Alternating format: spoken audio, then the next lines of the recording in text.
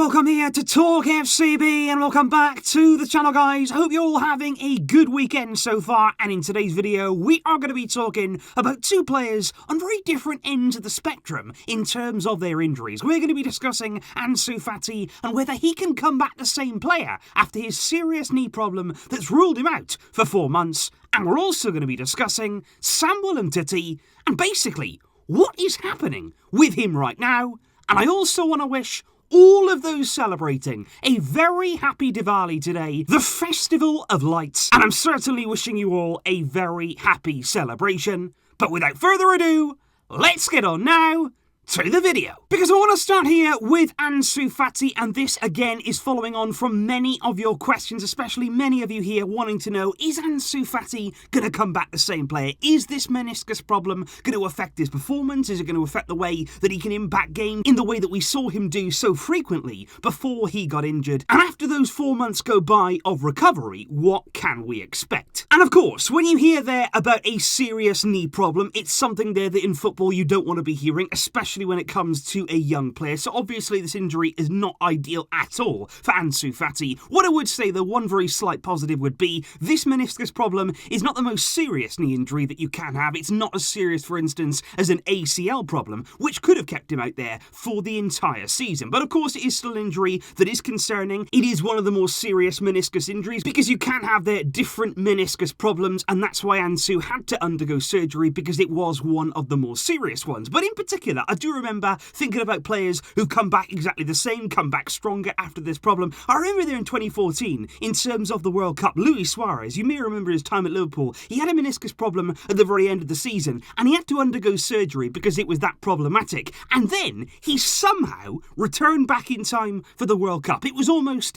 a miracle recovery from Suarez. He knocked England out of the group stages. It was incredible scenes, but he came back very, very quickly, and of course he went on to do incredible things in the years to come. So believe me, players can have this problem, and many players have come back from it at exactly the same level as they were before it. And I think the first thing that you have to say is that it was really, really important that Ansu Fati underwent that surgery almost straight away. He had the injury against Betis. We knew that it was a serious one. Many tests were done, and then it was decided straight away between all parties, get that surgery done. It wasn't as though they left it a while, they went and seen how it went, they didn't take any risks, they didn't cut any corners. Straight away he went into surgery. He was operated on there by one of the very best around in Dr. Ramon Cugat, who also, by the way, apparently there is somebody who Victor Font would want to be part of Barca's medical team should he be elected. That is something to certainly keep an eye on. And of course the next big positive is that Ansu Fati not only underwent that surgery, but that it was a complete success and the operation went as planned without any problems whatsoever. So in terms of the operation, in terms of the surgery, everything right now up until this point, it's all been fine. The second thing now you'd look to is that recovery phase, and I think more importantly, something that can be forgotten in these kind of problems, it's about the mental side of things. It's about Ansu not only recovering physically, but also now during these 4 months when he's going to have to be on the sidelines watching his teammates play games, wishing that he was out there. It is very, very difficult, especially given how good he was before he got injured. And between now and March, he's going to have some tough moments away from the field. He's going to need those people around him, his family, his friends, the club as well are going to have to give him the maximum support possible, and of course us fans, to keep his spirits high and keep his motivation up. But what I also want to say about this is, about that mental side, crucially I feel, for Ansu Fati, he's actually gone through this lengthy injury process already before. Because back in 2015, he was playing there for Barca's under-13 side against Espanyol. Now in that game, a very bad tackle went in on Ansu. Surprise, surprise, Espanyol, bad tackles. It seems to go right the way through their club setup. Now that tackle saw Ansu Fati crumble to the ground, and he was then screaming in pain,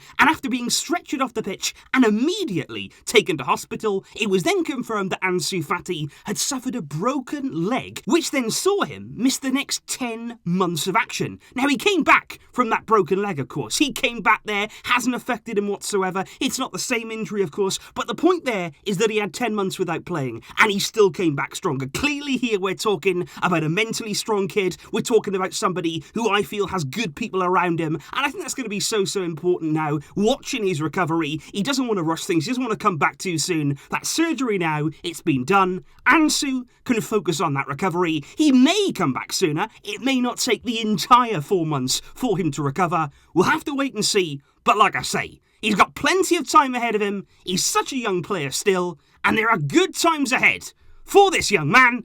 He's a huge talent. But of course, the fact here we're talking about surgeries, about the fact that we're talking here about injuries, that brings us on to Samuel Umtiti, because this is something now that in a completely different way to Ansu Fati, it's just so much more uncertain. And many of you guys are wondering there, what is happening right now with Samuel Umtiti? Well, just to give you guys a bit of a breakdown on exactly what's happened, not just recently, but over the past months, and what we can expect maybe from Umtiti in the future. His last appearance for Barcelona came on the 27th of June against Celta Vigo. Now, you may remember that game, and I certainly do remember that game, because honestly, he was horrific. Celta Vigo scoring twice on that day. It was a poor performance from Umtiti, who was at fault for the goals, and he looked a shadow of his former self. Even in that game there, it looked like he could hardly sprint. He was not right at all. He then appeared on the bench in our next game against Atletico just 3 days later, but he didn't come on in that game before it then emerged that Umtiti had suffered yet another setback. And I've got to be honest, I don't think that setback there happened after those games. I don't think Umtiti was right even going into those matches, but somehow he was trying to play through these pains. But either way, the club confirmed that Samuel Umtiti there had knee trouble and that we'll be spending a period on the sidelines. But as is the case usually with these Umtiti problems,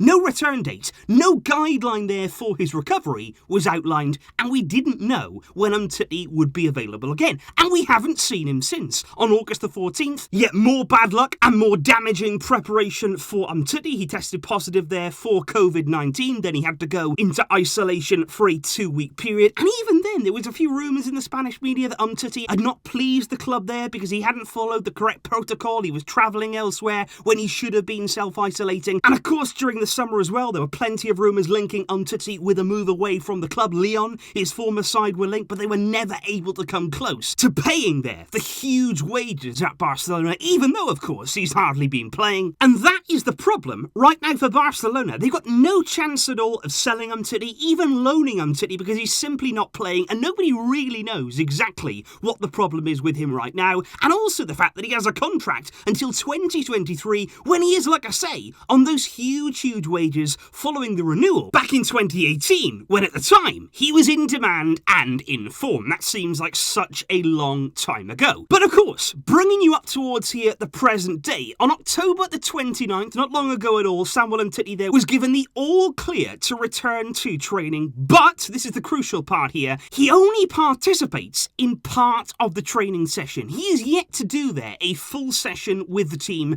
and the group, and as of right now, he's still doing those partial sessions with specific exercises and drills and not doing every single workout. And that's the problem right now. And I would look especially there to the quotes of Ronald Koeman just this week when he was asked there whether Umtiti he felt could be like a winter signing at centre-back, something we have heard before which hasn't materialised. And Koeman didn't seem at all convinced. He said he could be, but I think he's still missing something physically. He said he's training, but in certain aspects, he can't do everything with the group. He said in a while, if he's okay, he's part of the squad, he's a centre-back, and it always depends on performance and not the physique if he's going to be useful for us, but we'll have to wait and see. And that doesn't sound there like a coach who's extremely confident in Umtiti's physical aspect. And certainly there, doubts remain over when he's going to return, when he's going to take part in that full session. After the international break, we'll have to wait and see. Only time right now is going to tell. And every time we talk about Umtiti, it's such a shame. We all know what he could do at his absolute best when he was at the peak there of his powers, when he had full fitness. He was an absolute destroyer there at centre-back.